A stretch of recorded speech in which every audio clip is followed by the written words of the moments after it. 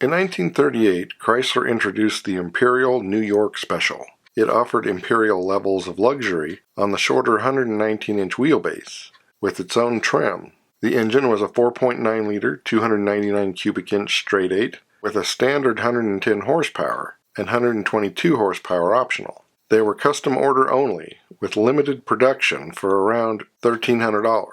The name was simplified to Imperial New Yorker for 1939, when it would become the higher trim level for the Imperial, now using its 125-inch wheelbase and 130 horsepower, 324 cubic inch 8, although prices were actually down slightly. But for 1940, the New Yorker became its own model, no longer considered an Imperial. It became available as a convertible, up to 129-inch wheelbase, and horsepower was 135 to 142. It could be had with a fluid drive 3-speed and Highlander tartan interior. Revisions for 1941 had the wheelbase down an inch and prices up about $100, with an available vacuumatic semi-automatic transmission. Sales would be over $15,000.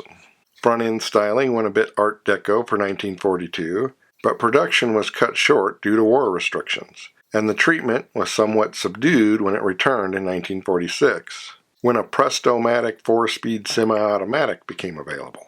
Chrysler wouldn't see a new post-war design until 1949.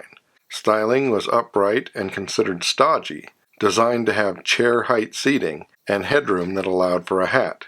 The padded dash was added, wheelbase was up to 132 inches, and prices were up to $2,700. 1950 added a Newport hardtop coupe version, and 1951 an 180 horsepower, 312 pound-feet of torque, 5.4-liter, 331 firepower Hemi V8, making the car capable of a 10-second 0 to 60. The new wagon would be one of the longest wheelbase regular production wagons ever at 132 inches, taking on the Town and Country name previously used on Woodies. The New Yorker was smaller and more powerful for 1953 and would now be offered in a deluxe version. For 1954, the 6 was no longer offered, and there was a new PowerFlight 2-speed automatic. Chrysler moved to a new lower, longer $100 million look for 1955. It was 219 inches long on a 126-inch wheelbase and 4,300 pounds, available in 2-door and 4-door hardtop. Power was up to 250 horsepower and 340 pound-feet of torque. 1956 added a push-button 3-speed TorqueFlite automatic, a 5.8-liter 354 cubic inch, 280 horsepower, 380 pound-foot of torque Hemi V8, available transistor radio, and highway hi-fi record player. The forward look for 1957 was 2 inches shorter, but looked longer because it was 3 inches lower. The Hemi V8 was now over 392 cubic inches, with 325 horsepower and 430 pound-feet of torque. Quad headlights were optional. Minor updates for 1958 included standard quad headlights and available autopilot cruise control.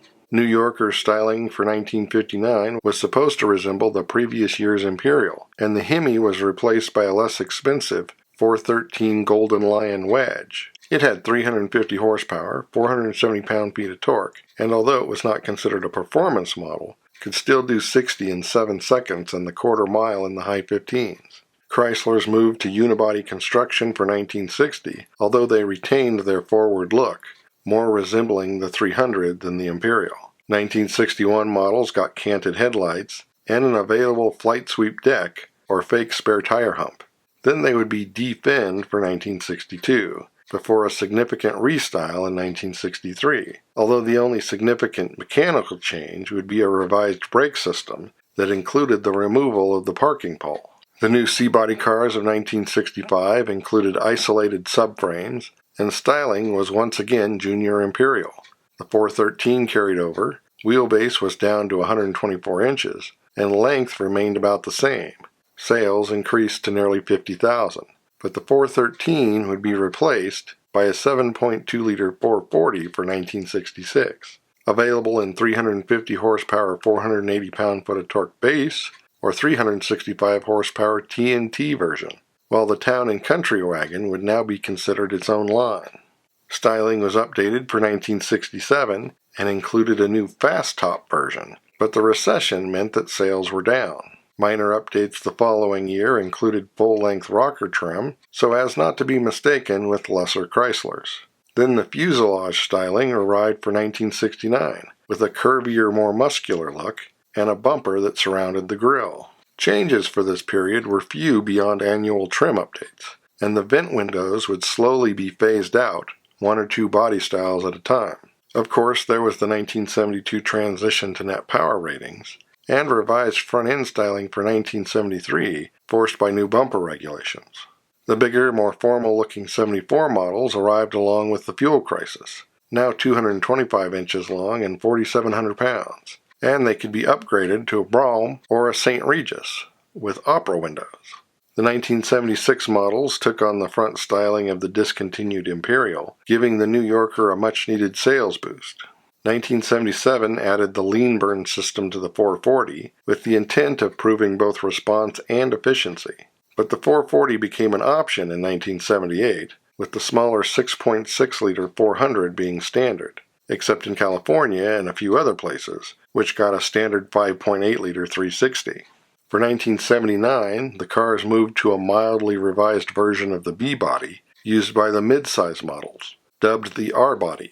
A four-door only, it was 222 inches long on a 119-inch wheelbase and 4,000 pounds, relatively large compared to the downsized full-size cars of Ford and GM. The St. Regis name transitioned to the similar Dodge, while the top New Yorker became the Fifth Avenue. Engine choices were now the 5.2-liter 318 or 5.8-liter 360 V8. First-year sales were decent at nearly 55,000, but they would drop quickly, in spite of an even more upscale special edition for 1980.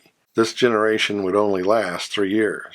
For 1982, the New Yorker became an upgraded version of the previous year's M-body LeBaron, although unlike the LeBaron, it was only available as a four-door. Length was down to 207 inches, wheelbase 113, and weight 3,800 pounds, available with either the 3.7-liter Slant 6 or 5.2-liter 318.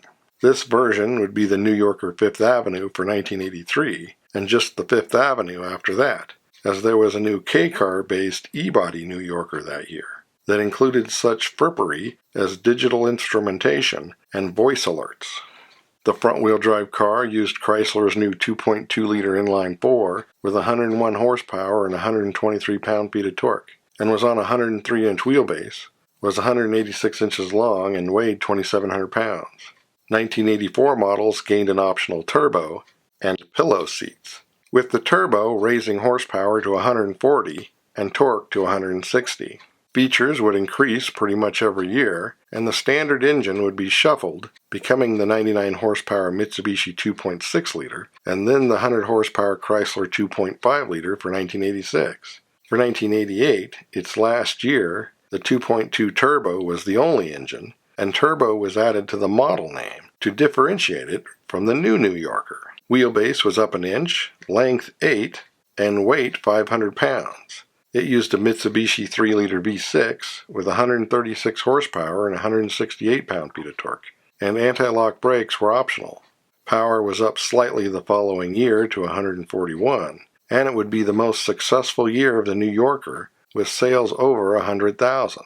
For 1990, the engine was upgraded to a Chrysler 3.3-liter, bumping output to 147 horsepower and 183 pound-feet of torque, and there was a new base salon version, and the upmarket Fifth Avenue would return to the line, with the death of the previous Fifth Avenue. The cars would move to the LH platform in 1994, back up to 113-inch wheelbase and 207 inches long, and 3,500 pounds. The 3.5-liter V6 produced 214 horsepower and 221 pound-feet of torque, with top versions being called the LHS, with no New Yorker badging. And after 1996, the New Yorker name would be dropped completely, leaving the LHS to carry on in its place. For many, the New Yorker is still considered Chrysler's most recognized model name, even after being gone for decades. And as always, thanks for watching. Don't forget to comment below, and like and subscribe.